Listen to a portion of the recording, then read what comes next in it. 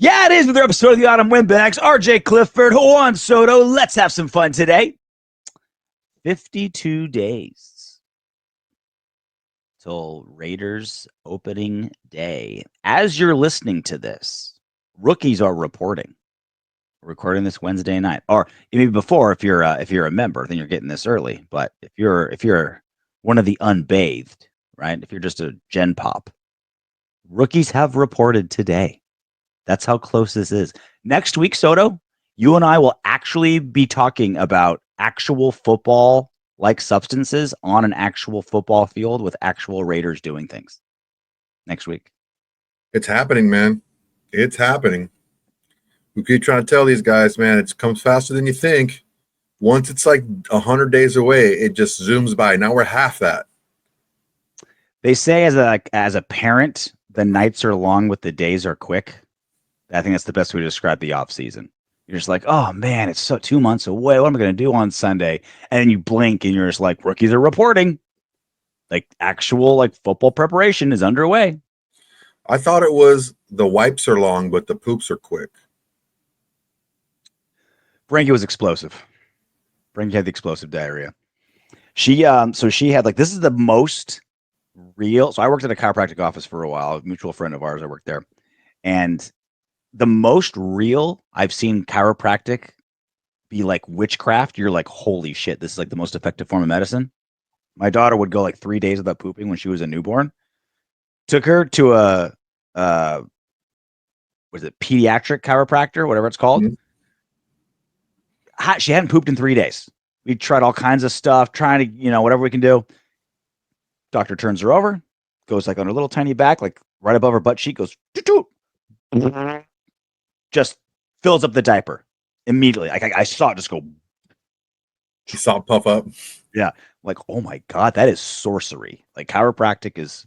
Yeah. Sorcery. Whenever I get adjusted, I got to take a massive dump. How many times have you farted on that table? Oh, at least 6 or 7. More times than I can count.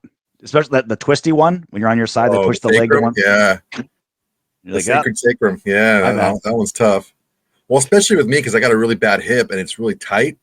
So he gets really in there and he just throws his whole body into it. Just multiple releases for Soto. So because I lost my SiriusXM show, I don't have a place to just tell my stories. So I'm gonna listen to a Raider one. So UFC Nashville was last weekend. Derek Lewis fucking crushing some undefeated Brazilian. Good God, that guy's awesome. And part of my job, sometimes I do a lot of things. One of my jobs is when they do the celeb shots, they have me be on the floor and go to whoever, be like, hey, after this fight, is it cool if we do a celeb shot? Great. Just make sure you don't have to do anything. Just stay in your seat. Please don't get up to get a beer, go to the bathroom. We'll be right here in a second. And I show the cameraman where the guy is, whatever, right? Will Compton was at the fights. Playoff Willie, as we know him in Raiderville, right? Once a Raider, always one. And so I did the little thing, and I always wear my black on black on black Raider hat when I'm working. I always have it on. Always repping. I say silver and black, but it's black on black on black. And so I tell him, hey, blah, blah, blah, you could do that. He's like, cool. I'm like, hey. And I went into the Raiders logo. And he looked at me like he didn't get it. He looked at me all confused and then just pointed at his own hat. That was whatever it was. I was like, well, that was awkward. That did not go the way I hoped. Then turn around and walk away. And he did his thing. You should have told me, hey, you're retarded. He did say on the we'll get to. I watched the entire Bustin with the Boys this last episode because Brock Bowers was on, and we'll share some of the highlights here in a second. So I did listen to it. He did say he's like, oh yeah, by the way, I talked about being at UFC Nashville. I was like, oh yeah, Raider fans were out out in droves too. Raider fans are everywhere. So I wonder if he finally got it, or is he put 2 and 2 together? That was not, hey, a cool brand logo on your head. It's no, you played for my favorite team. I'm wearing the hat of the team you played for. Looky, look.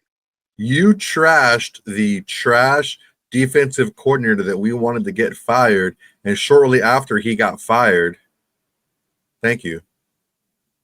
What is Will Compton's biggest contribution to Silver and Black? Is it getting that Gus fired? Gunther fired, yeah. Yeah.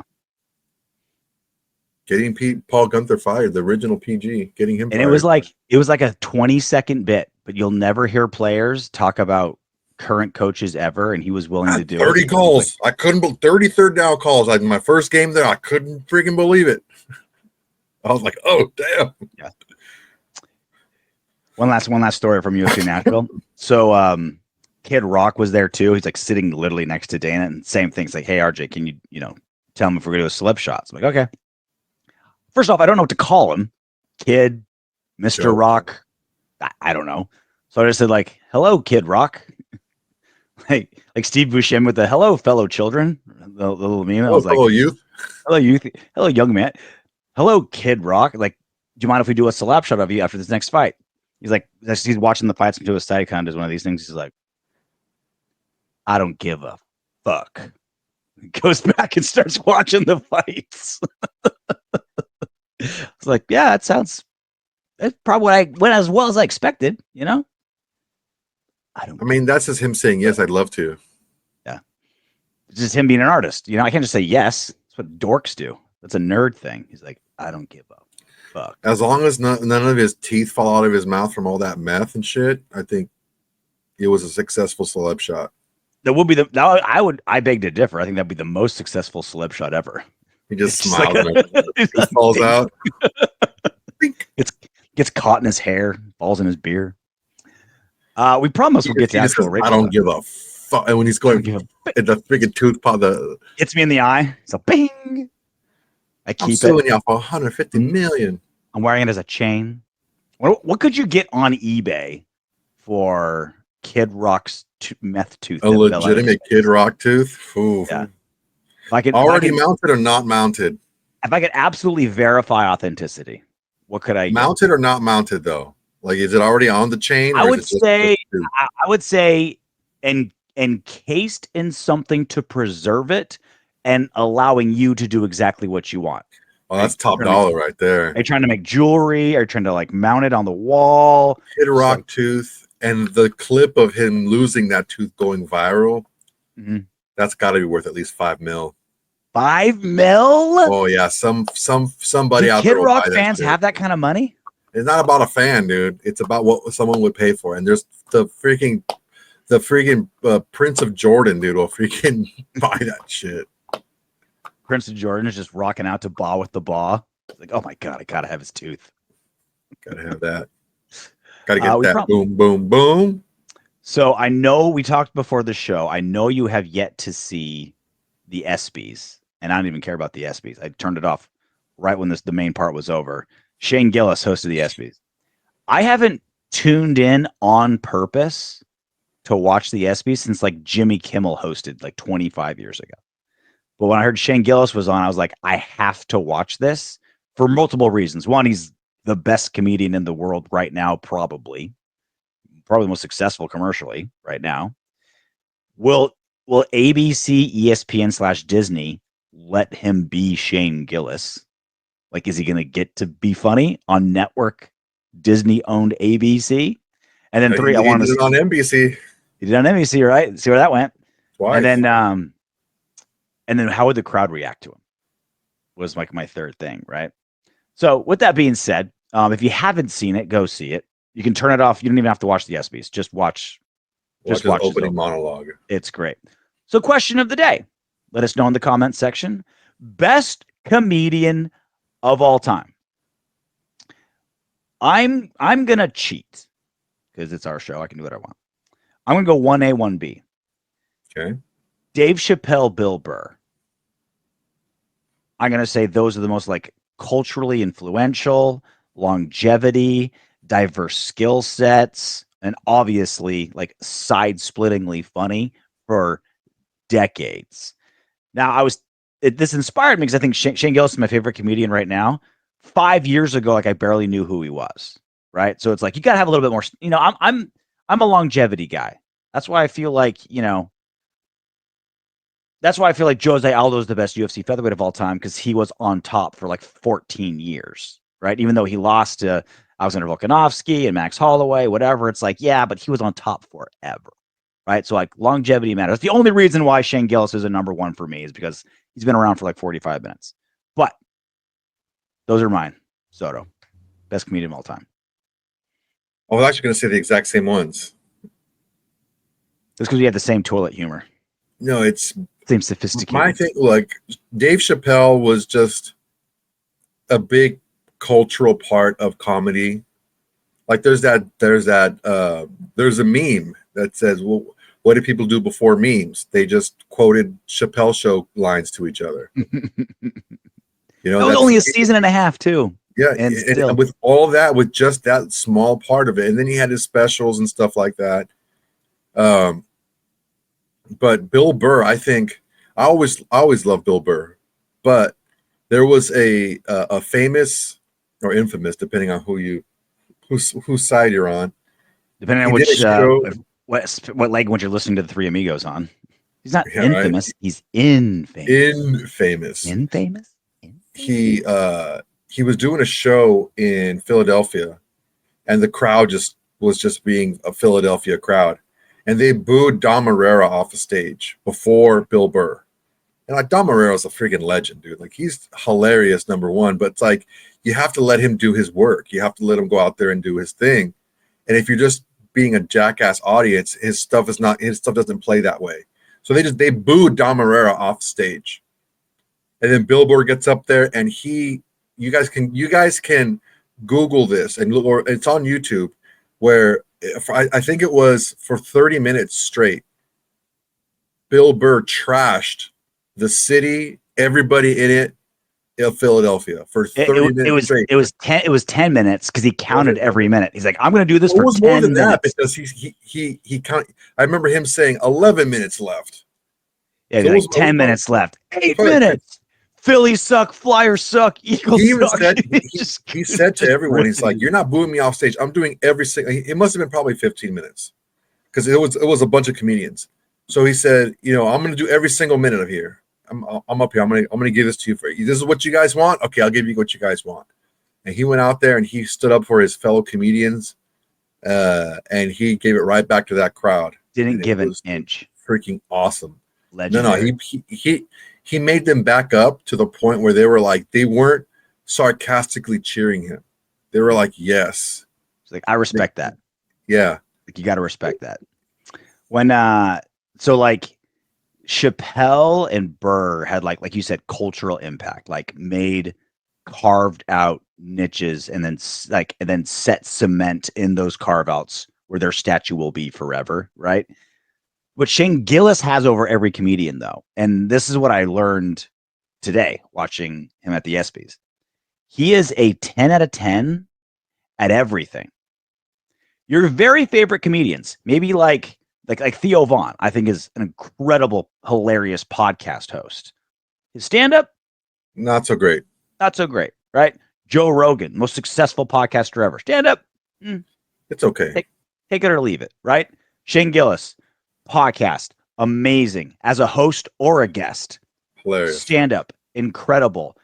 Actor on Tire, amazing. And this is like him being the main star, him being a cameo in commercials, hilarious. One-on-one interviews, phenomenal. He's in a group of like 5, right? Where it's like also hilarious. And then we found out you can host the ESPYs and be unbelievably hilarious. Like that's super, super rare, right? To be like a 13-tool comedian. Even like Bill Burr, like his stand-up is 10 out of 10. His podcast, it's fun, it's funny. His podcast is really funny. He needs to have a sparring partner. Like when he had John Lovitz on there, oh my God, dude. He just when he's solo, he kind of fills time. And again, it's Bill Burr. It's still funny. It's still funny, but it's not to the level of where it's like, oh, you're not pulling clips from it. You can tell it's like seeing Anderson Silva on the ground. Like he's still a black belt. You're like, okay, no, you need to be as good as he is on his. You need to be you're striking your Mozart on the ground. Your black belt, tapped out Chael Sonnen, great, but like that's Bill Burr podcasting. It's like no, it's like good, but you're just like this isn't. A lot of the guys are like the opposite of like Louis C.K. Mm-hmm. Louis C.K. is amazing. He's the opposite of Theo Vaughn. Just one of the greatest stand-ups ever. But when he's a podcast guest, it's a little dry. You know, he went on freaking Shane Gillis's like Matt and Shane's Secret podcast, and it was almost boring. Mm-hmm. You know, but yeah, Shane definitely can do it all, man. Every single, you know, and then you see guys because of like the effect that I think that the effect that Shane Gillis has on comedy. You see guys like Chris DiStefano is hosting late night, the Jimmy Kimmel show. He's hosting that like while Jimmy Kimmel's on vacation, and he's killing it. And this is a guy that, you know, is pretty out there, but he's getting the shot because, you know, it's not like, you don't have to be like a Jimmy Kimmel style comedian to host now anymore. Yeah. Question of the day: best comedian of all time. Very curious what you got. A little recency bias, right, with Shane, but fuck you guys. We're doing what we want. I'll throw Louis so like you said, Raiders to give us a new one. I'll throw Lewis is that, yeah. Oh, dude. As far as like, dude, there's limitless good ones. Like, I don't know if there's a lot of. I don't think we're gonna get a lot of wrong answers. But we'll get some good ones. Like we said, rookies are reporting today. Like real football-like substance is there for us to chop up and snort starting on Thursday. So what does that mean for all the rookies drafted? We just go with the drafted rookies. Soto, number one storyline for every single rookie this training camp. I don't want like their whole layout. I don't want like a prediction of everything. Just what's the number one storyline for every single rookie drafted? Obviously, number 6 overall, Ashton Jeanty, you know, is going to be starter, probably a focal point of the offense. This offseason, this training camp, what's the number one storyline you're going to be paying most attention to with their boy from Boise State? So for every single rookie? Mm-hmm. With Ashton Jeanty is, can he deliver? The bar is set super high. And on top of the bar being set super high, the Raiders need him to come in and be that guy. Mm-hmm. There's really, I mean, nobody else. There's a 31-year-old Raheem Mostert, 30-year-old Raheem Mostert, you know, coming off of an injury-plagued season. We'll see how he comes back. But other than that, there's really nothing there. There's only a bunch of guys that were here for the league's worst rushing attack last season. So that's his. Jack Bech is he going to get lost in the shuffle? Is he going to let his contract take away snaps? We heard it. I mean, we talked about this many times. Our very first guest was AJ Hawk, and his big thing was you don't want to let, as a player, you don't want to let the coaching staff get used to you not being out there. That's why a lot of guys practice hurt, and that's a lot of guys play hurt because they don't want to have their backup or another guy come out there and do what they're doing and get the coaching staff used to seeing someone else doing your job. So yeah, that's those. We can let it breathe, so you don't have to rip through all of them. You're gonna pass out.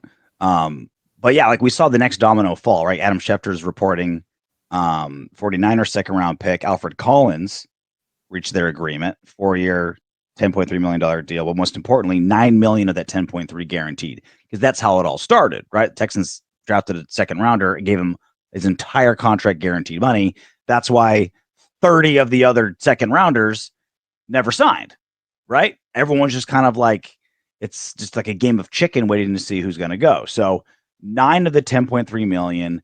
Now that not first, because technically that was, but now the second domino has fallen.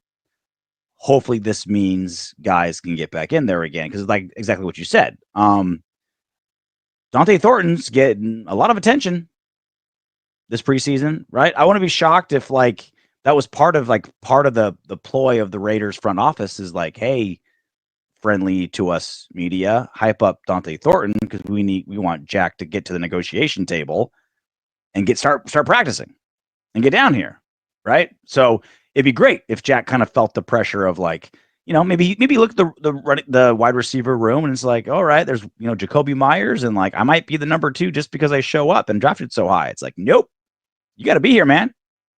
You got to be down here. So like that's one of the biggest stories in football right now is all the second rounders and Jack Bech specifically because I think he was drafted to start right away. that was the intention if everything falls correctly. But by no means is this a done deal. It's like, no, you Sure. you got to earn this, Rook. Come on. Yeah. So what does that leave us? Darian Porter. So now we are on to Mr. Darian Porter, Ohio State cornerback. Iowa State. Excuse me, Iowa State. His storyline is, can his physical attributes help him make the jump? He has very little experience actually playing the corner position. He has a ton of experience. He had a ton of almost 1,000 special team snaps. Dude was a special teams ace, but not a lot of snaps in the secondary. And it's another situation where it's definitely a position group that needs him to be on the field. They're really thin at corner. Yeah, that's the one group where I'm like, again, I could be wrong, but 6th most cap space in football, $36 million in cap. It sounds like John Spytek's like, we're not loading up this year. It's going to be next year, right? That's just basic math, right? If they're really trying to do everything they can to win this season, that's salary cap would be spent, right? So this makes me believe, okay, it's, we're trying to win this season, but we're really loading, we're stacking our chips, and we're going to cash them out in 2026. So cornerback is the one room where there's not a single veteran, like real veteran, right? It's like, I was fine with not signing any more wide receivers, right? We got Jacoby, and he can be the veteran presence. And let's get the rookies and young players more reps, right? I'd rather Thornton and Bech get, more starts than some wide receiver we rented for $8 million 1 year and is going to be gone again. You know what I mean? I'd rather get those guys. That cornerback, no veterans really in that backfield. So can Darian Porter progress in the environment that he's currently in? Because he was already, like you said, a project, a guy that's going to no experience behind it, all the physical attributes. But now he's going to have to just purely lean on Pete Carroll, Patrick Graham, positional coaches, because there's no like dude to look up to in a locker room in a locker next to him. Mm-hmm. Yeah, it's just a lot of younger guys, like 4th-year guys and under, I think. Moving on to Texas Tech, Caleb Rogers, guard, the other second of 3 third-rounders this season. His big thing is, can he impress? The same thing with the first 2 guys or the next 2 guys. Can they impress enough to win a spot? There are only 2 spots on this offensive line that are locked in. Colton Miller at left tackle and Jackson Powers Johnson at center. The other 3 are up for grabs. People want to talk about how, DJ Glaze is so great. He was the 74th ranked tackle last season. He wasn't great. He played better than we thought, but 6 holding penalties, 74th. I mean, beat a lot. If he progresses and he's better, he will be better, but it's not like he's got that position,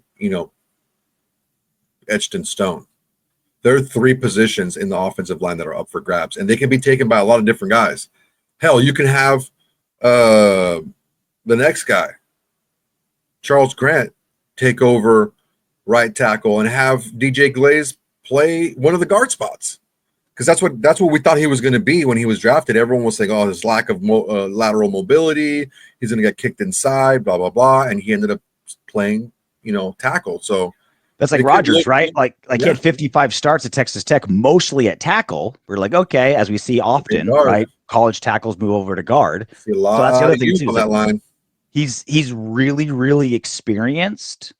But can the experience make up for the not lack of physicality? He's not small, but it's going to have to be an experience move, right? Because I'm very curious. Like the guys, he's like the opposite of Porter, right? Porter's like a physical freak, doesn't have the reps.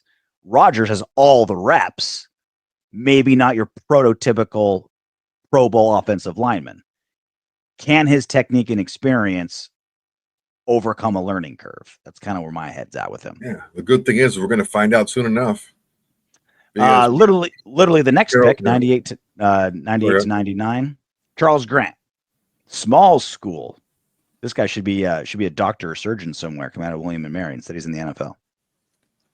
Yeah, he's gonna affect a lot of people's futures with how well he picks things up. If he outright wins the right tackle spot, you may not get such a rush to sign Colton Miller at left tackle to an extension. Mm-hmm.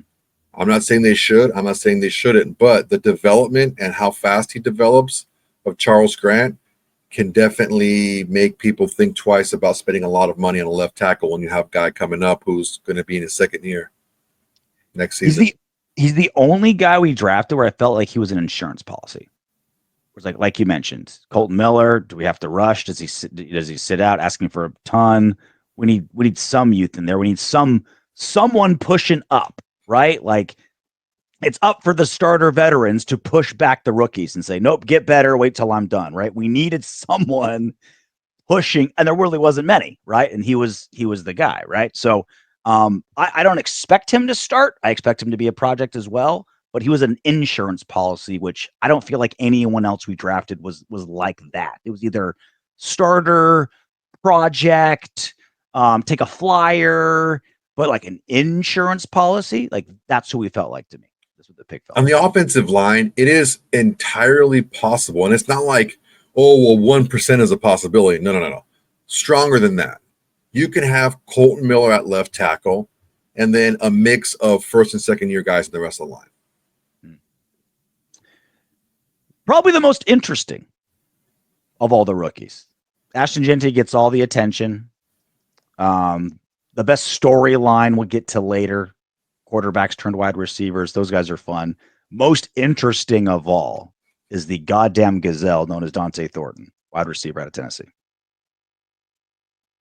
His big storyline, I believe, is can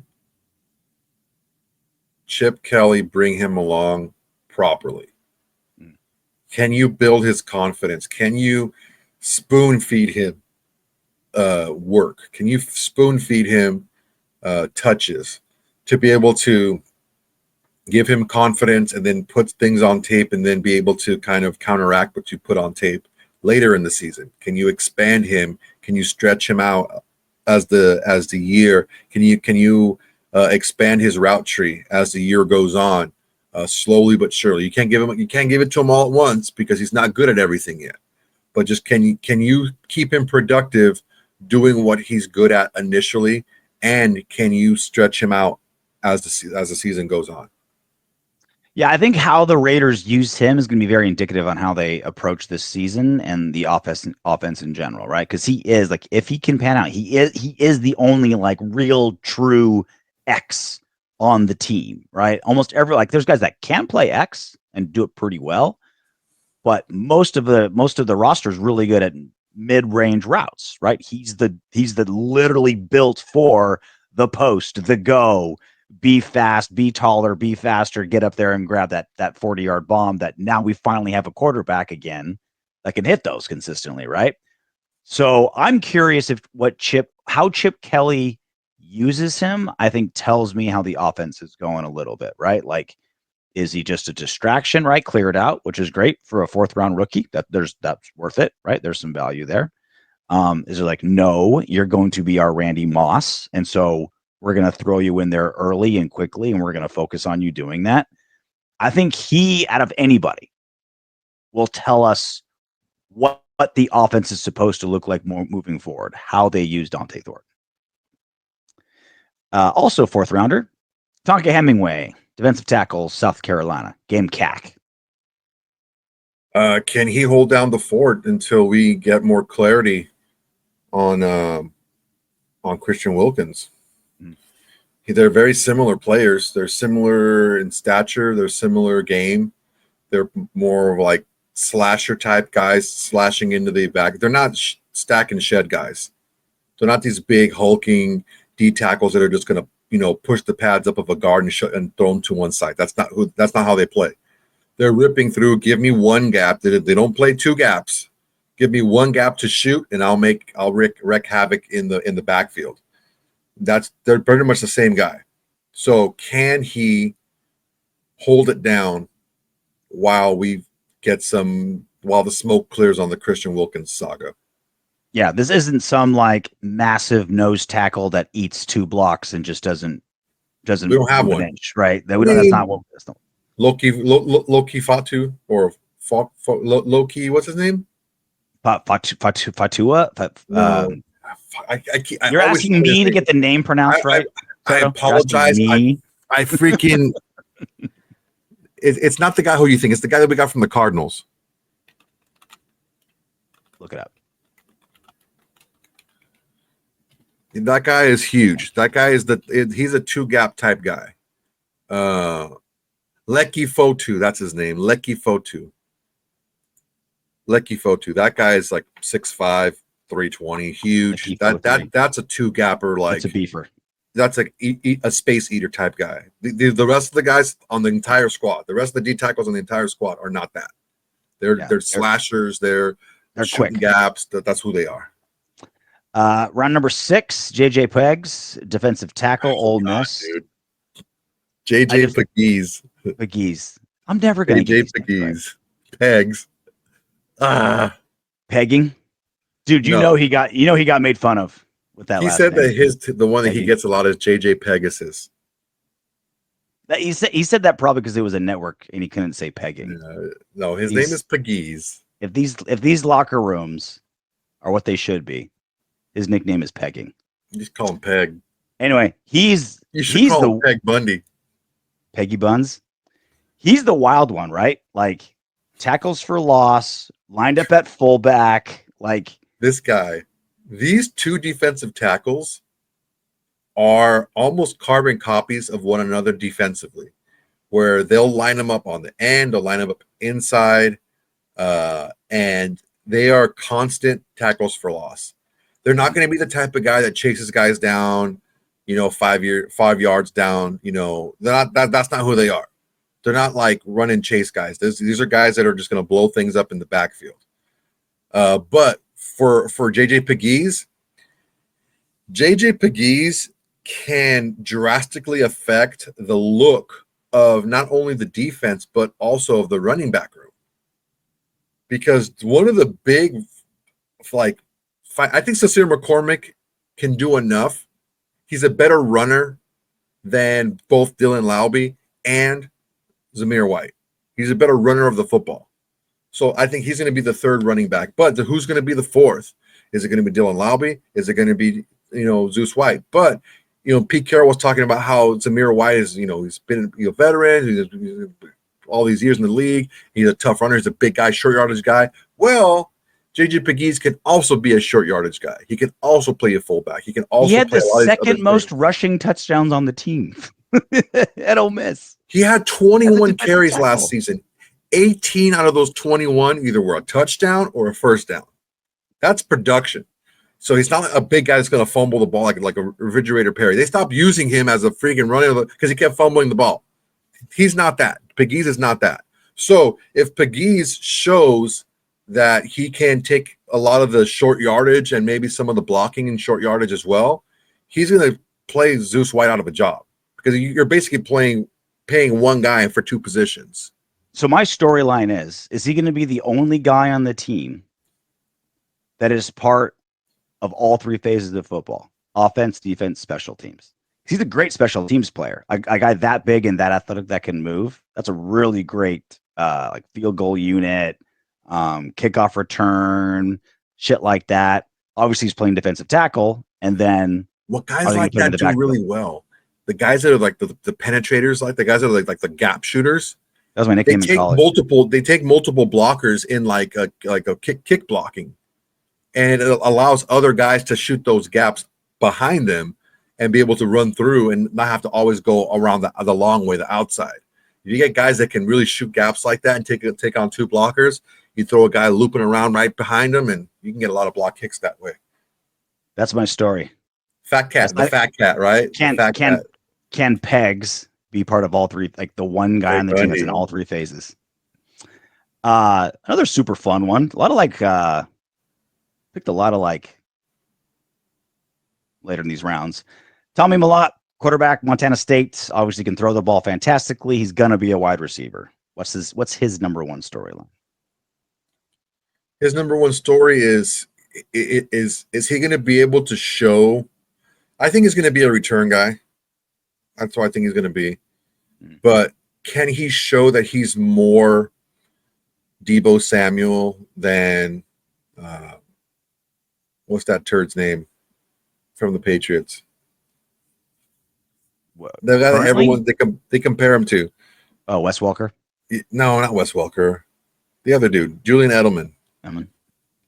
I think it's just a lazy because of the Tom Brady connection and because of quarterbacks. And dude, Tommy Mellott has 3,500 yards rushing in college. He's not just like a one-trick pony when it comes to being on offense. He can be a guy like the way that the 49ers used Deebo Samuel before he got too fat and couldn't run the ball anymore. They used him as a running back as well, and they used him. I mean, he can be a younger version of a Raheem Mostert with Miami, where they used him in the backfield, but they threw to him a lot. So he ran a lot of sweeps, he ran a lot of outside runs, stuff like not a lot of inside stuff, but he can be that guy where you can get him in space and give him the ball and just watch him do stuff because watching breaking down his tape. If you haven't watched it, go watch it on my other channel. I did a full breakdown on his best highlights from college. And this dude he's electric with the ball. He was running away from DBs. And this is like FCS DBs. These aren't like Division III defensive backs, No, these are guys that still run like really fast. And he's running like getting every stride. He's getting more space between him and the DBs. He's legit with the ball in his hands. So I think can we another thing on Chip Kelly's plate. Can he figure out a way to make Tommy Mellott productive other than on special? I mean, if Tommy Mellott could do on special teams what he does with the ball in his hands and on the offense, I think we'll be more than happy. But can they also unlock a little bit of the offense with him, giving him the ball in different situations? Yeah, because when you're like a jack of all trades, you almost have no job sometimes, right? Like the Taysom Hills are super rare. Like so many coaches like envision a Joker or a Taysom Hill or something like that, and it never really gets executed. He's lucky enough that he's going to be identified as a wide receiver, and that's such a shallow room, right? Like it's Jacoby and a bunch of passes, rookies. man. He'll throw some passes this year. So he should make the team. And then be a punt returner. And as a wide receiver, like he'll probably be the sixth wide receiver, something like that. Probably fifth, maybe fifth or sixth. They may only keep five. I don't really see another wide receiver really breaking through. Because look, you got Jacoby Myers, you have Tucker, Trey, you have Bech, and Thornton. Those are four, and then after Mellott, who's another receiver that's like, oh, that guy's definitely going to make the squad. Like, no, there really isn't another one. That's why you have Brock Bowers and Mayer and Thomas also out there at tight end that you can move around at receiver a lot too. So I see them only probably keeping five. Another FCS quarterback that's actually going to play quarterback. His rival, Cam Miller. Can he show up? Can he find the practice facility? That's it. There's not much expected of him this year.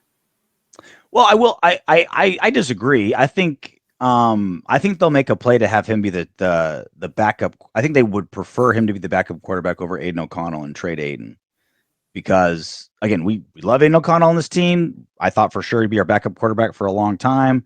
But what are the two things I always want out of a backup quarterback? Be available, which he is, and be able to immediately plug yourself into the offense.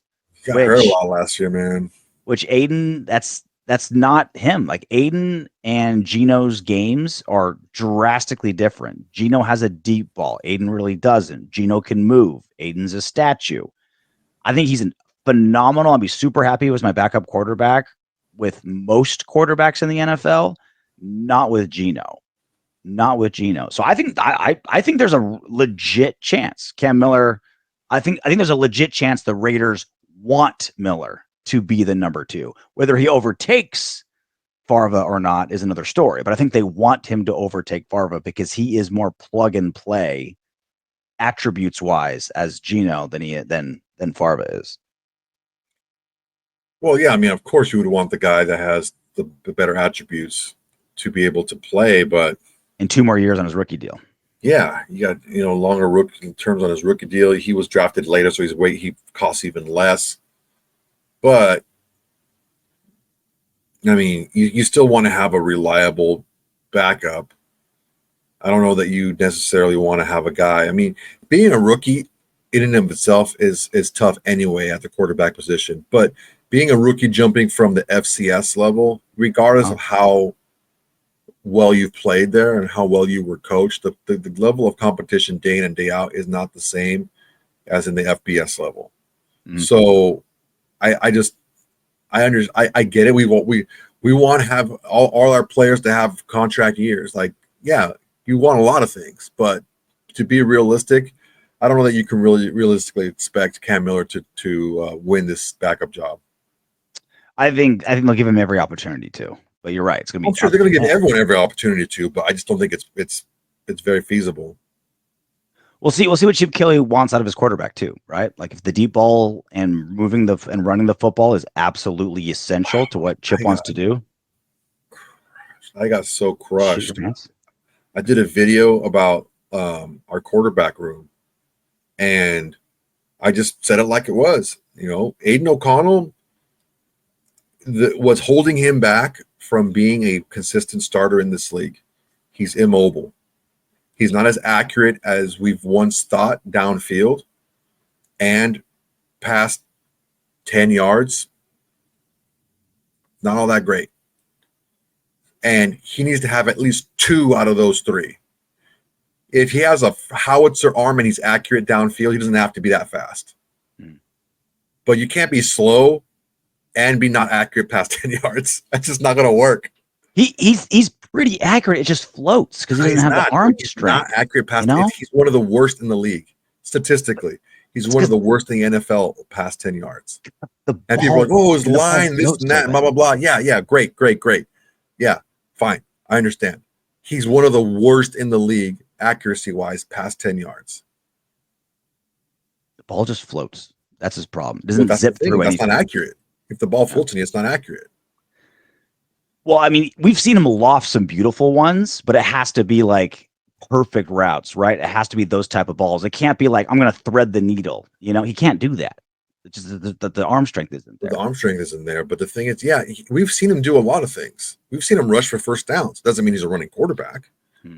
Yeah, we've seen him throw some nice passes down the field. Doesn't mean he's accurate, and the numbers show it. It brings so much warmth into my heart watching him run. Because it's like it's like watching your 5-year-old in a marathon. You're just like, go, little guy, go. It's just like oofy. He's got like his baby fat, and he's trying so hard. He runs like, don't do it. He runs like a toddler who kind of like slipped past his mom out of the tub, Yeah, like motivated and knows where he's going. Naked baby running down like, hey. That's what he looks like. Like it's all excitement, and he knows what he wants to accomplish. He just doesn't have like the physicality to be able to execute it. You can almost see his mind working faster than his body.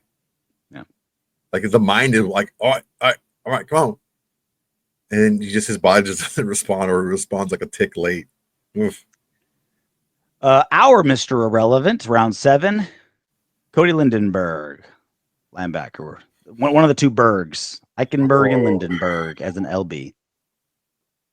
After the signing of Jermaine Pratt, there's not much of a chance of him making this squad, unfortunately. The way that people have been talking about Devin White, he looks a lot like he did in his prime. He had some foot, ankle, and knee issues plaguing him the last few seasons and just didn't get right. He said the last season when he was able to just shut it down, because he played through all those injuries. And last season when he was with the Texans, he was able to just shut it down and not play for a while and be able to get healthy. And people say he looks really good. and with just the leadership of a Landon Roberts, even though E-Rob is not the most physically gifted out there, he's probably the smartest guy out there at linebacker, or even in the entire defense, really.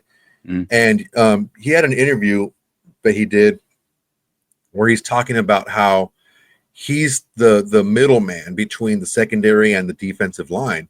And the calls may mean different things when he's yelling to the secondary than he is to the defensive line. So he's having to tell these guys up front ahead of time, hey, if you hear me say this, I'm not talking to you guys. I'm talking to the secondary. So it's like a good guy that can communicate and kind of get everything flowing from the front end to the back end. So I see him playing quite a bit. Jermaine Pratt is just the best physically, production-wise. Like, he's just the best linebacker we have. And if Devin White is able to really kind of step it up and be that guy, we can have a really nice linebacking core. And it's just not a lot of room for Lindenberg.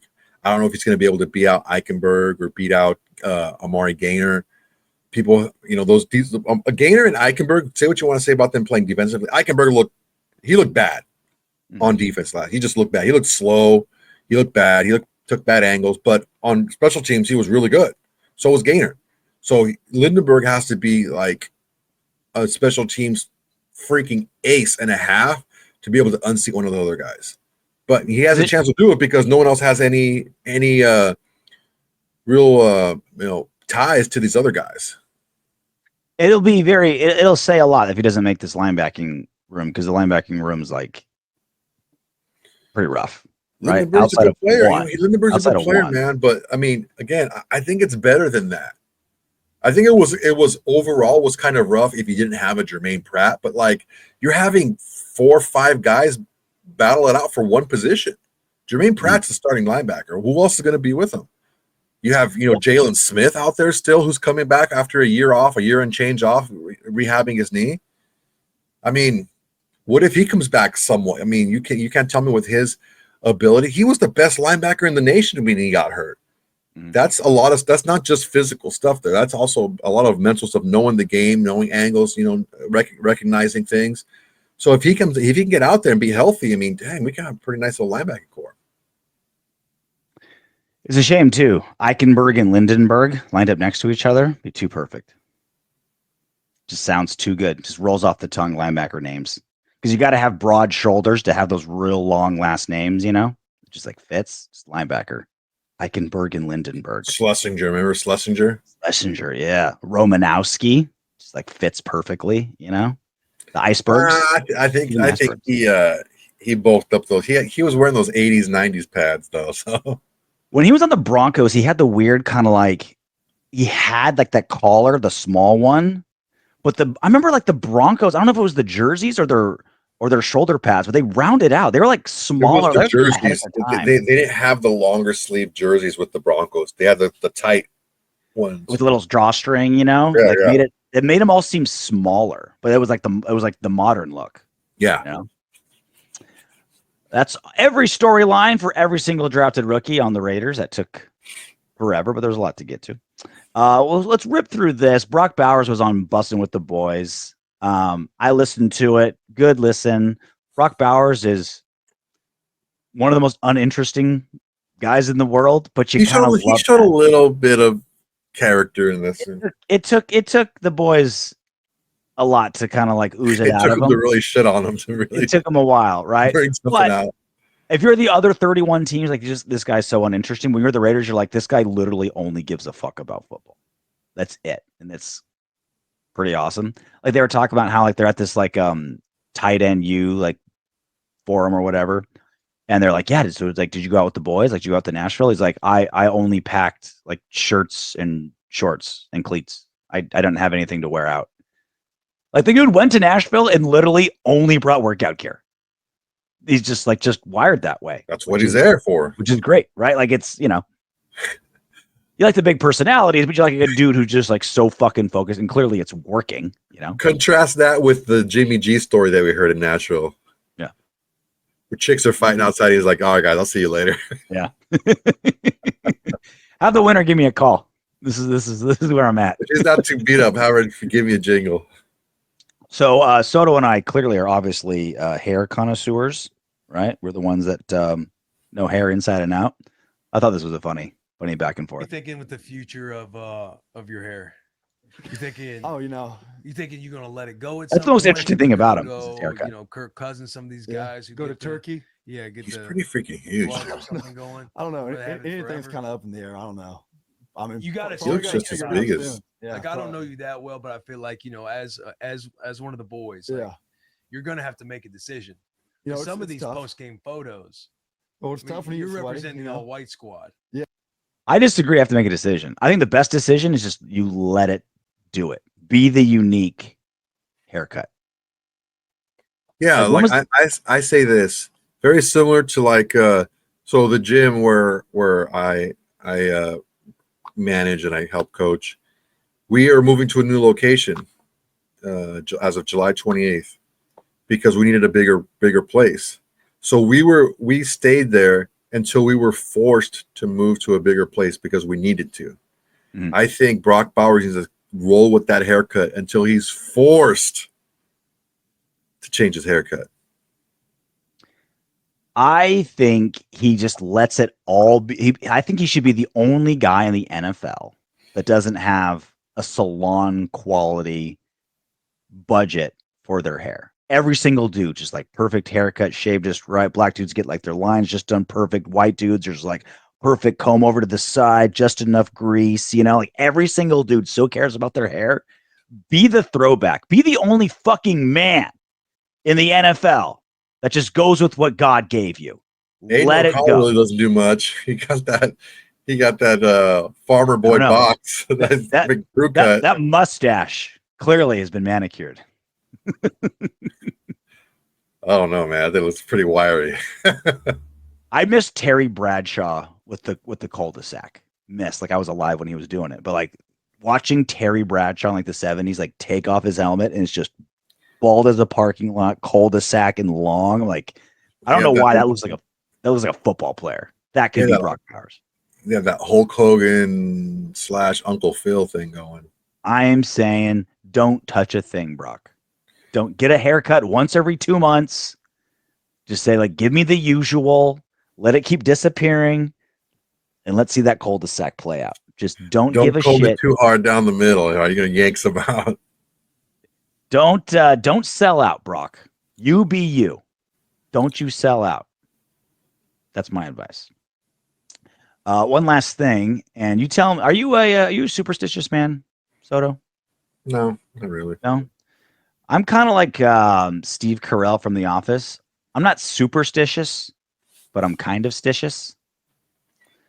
Maxx Crosby tweeted this out. Dropping an EP before season. Haven't put anything out in years. Going to show y'all a hobby of mine. Pressure. When will athletes learn? Pursuing a music career ends disastrously 99% of the time. Has it ever ended well for a? It's like that's when Tyron Woodley's career went down in the UFC. Darren Waller was like an obvious like catalyst for his falling apart. Like The only one I think is Shaq.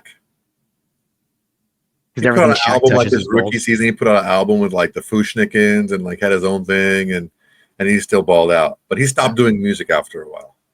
Now it sucks, but it at least didn't ruin anything. You know what I mean? It's just like best case scenario, your boys make fun of you. Like not your boys, because clearly like his boys are saying, no, Max, this is great. Go ahead and do it. Like your teammates will make fun of you, but your play is fine. That's literally best case scenario. Did you ever hear Max tell? Because Max went out with all the defensive linemen. They all went out to eat. It was last season. And Jonah Lualu, he's from Vegas. He went to Bishop Gorman, I believe. And so he's local to Vegas. And he took him to like the real shady part of Vegas to a music studio where, he used to go himself. And Max was like, yo, Jonah, we cool here, dude? Like, he's like, no, you guys are fine. Oh, my God. You got Maxx Crosby asking if we're cool there. That's a pretty rough area. I completely forgot. Okay, I'm not going to ruin any more any more spoilers from Shane Gillis, just one more. He brought up Maxx Crosby up there. Like, that was the whole reason I was going to do the thing at the beginning. He's like, hey, Maxx Crosby's here. Hope you had a great Juneteenth. Just Oh, kept Jesus. going along.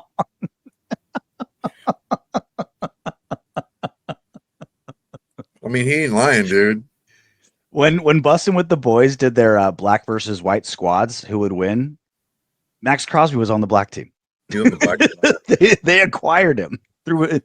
They're like, nah, okay, he's kind of a tweener. We're acquiring him. Ready to do some what up Windbags? Yes, sir. Solomon Mitchell, thank you so much for being a member. You get to watch this video before anybody else. All those spoiler alerts I'm giving are extra spoily. Gino is just like the rest of us. He plays better when he gets a little dome. Geno Smith in a dome is it's something special. 10 games in a dome this season. 11? It's 11. 11. All the home games and then 3 away. Yeah. Yeah. That's another thing. Nice. I think that's another Very thing his teammates to make fun of him for. It's like, oh, get in your dome, huh? Only good with the dome. You can only work when you're getting domed. It's like a 42-year-old married guy. It's like, I mean, takes a little work to get I things can going. only work when I'm getting domed, but I'm definitely a lot more productive afterwards. It's the proper environment to flourish, you know? You got to know In how to more ways than one. incentivize. You know what I'm saying? You got to know how to incentivize. Nightmare Raider. Al Davis was inducted in the Hall of Fame in 1992 and John Madden in 2006. I think of Nick Cage flip outs and can't wait to see him on the sideline yelling at refs. We showed last show the latest photos of Christian Bale and Nick Cage, and it's just getting.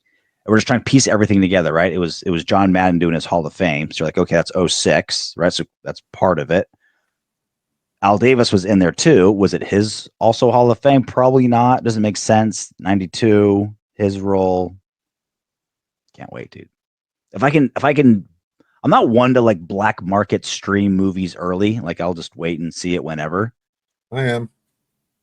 I might need you before it like hits the theaters. I may need to cruise over and you show me how it works. Dude, the last movie that I streamed like that was Queen of the Ring. It was about this women wrestler, and it was a couple of actors that I liked that were in it, and I'm like, I'm gonna check it out, see if I could find it, and I did. I found it, and it was pretty good. But this one for sure, if I see it out there, I'm gonna go out and get it. Because I haven't been so like when Napoleon came out, right? Like I hadn't been that horny for a movie in 10 years. But because it was that type of epic, you need to see it in the big screen, right? You got to see the war, the sound, like you need to experience it, right? This one's I don't need to be wowed by the cinematography in this one. I just have to fucking see Nick Cage fucking flipping out. Christian Bale is Al Davis. I gotta see Nick Cage karate chopping his hand into a turducken. Mm-hmm. Just diving in hands first. So sweet. 8 legs on that turkey. He's like, I'll take them all with me. Dylan Clifton, 3461. Plot twist. RJ is sleeping with Tom Brady. Anything for a winning season. We were never actually sleeping. What movie is that from? Yeah, I can't wait to see who Tom Brady's got in those owners boxes. What talent? I mean, Vegas, Spotlight, because he's a pretty quiet guy, right? Like he gets like TMZ will find those photos of him in Ibiza, right? But like he's not one of the zoo that's looking for it, bro. When he brings the pictures, dude. Ooh. When he brings a chick to the owner's box, that is he's never going to be in the owner's box, dude. He's always calling a game. The Thursday night games, he could be there. I guess. Monday night games, he can be there. That's what I'm saying. That's the other thing. Every single chick on planet Earth is like, I only get 3 shots at this. There's only 3, X number of non-Sunday games. This is like bringing your wife home to meet mom. Is whoever he brings into the owner's box on those rare days. That's like me during the college football season. I get 6 SC home games in the suite. I tell everybody, don't ask me to do anything during the college football season. Nothing. I only get 6 of these every year. Don't even ask. Fuck, dude, my schedule. I finally like looked at the UCLA schedule, and I was like, damn it, I'm on the road here. We have a family reunion this day. We got that. The only game we can make is SC, the finale. Might have to go to that one, but it's in Inglewood. It's not like a home game. Inglewood, up to no good. Dude, the UCLA schedule is soft. At Ohio Dude, their State, freaking team is soft, bro. easy. Oh wow. How many times have we beaten SC in a row? Did you guys beat them this last year? I don't think so. We've been curb stomping your asses the last like half decade. I don't think you beat us last year. Have you looked at your schedule yet? Yeah, it's pretty Ohio, shitty. Ours is opposite. We're at Ohio State, which will be 20-point underdogs. Home against Penn State, giant underdogs. Everything else, You get the Minnesotas of the world. yeah, super winnable, like randomly winnable. I was like, Jesus Christ, I was not expecting really anything good. out of this season. Let's see some of this nonsense we have here while we're talking about it, while the whole world is waiting with bated breath. Let's see. Okay, well, Missouri State, the juggernaut that is Missouri State, Georgia Southern, at Purdue, Michigan State here, at Illinois, Michigan here, at Notre Dame, at Nebraska, and Northwestern here, Iowa here, at Oregon, and then UCLA. Yeah, it's pretty rough, man. It's good games in here. Dude, here's UCLA schedule. Home Utah, at UNLV, New Mexico, home game. Northwestern, okay, home against Penn State, brutal. At Michigan State, home against Maryland, at Indiana, home against Nebraska, at Ohio State, good God, Washington at home, and then the freeway series. That's two like phenomenally difficult games, and then a lot of very winnable games. Very, very winnable games. I was not expecting to be like in this season, but let's see. A lot of shit talking this season between you and me. All right, that's it for us. Next time we talk, it will be after training camp begins for rookies who are reporting. Season is quickly approaching. We're here. Soto will have you covered until then with the live lunch shows here, and then his Raiders versus the World YouTube channel as well. So you won't be lonely between now and next show. I promise. Until then, knock on wood if you're with me. Hey, you made it to the end of our video. Great job. I know you want more. Go ahead and click the next video, and if you're feeling crazy, go ahead and subscribe.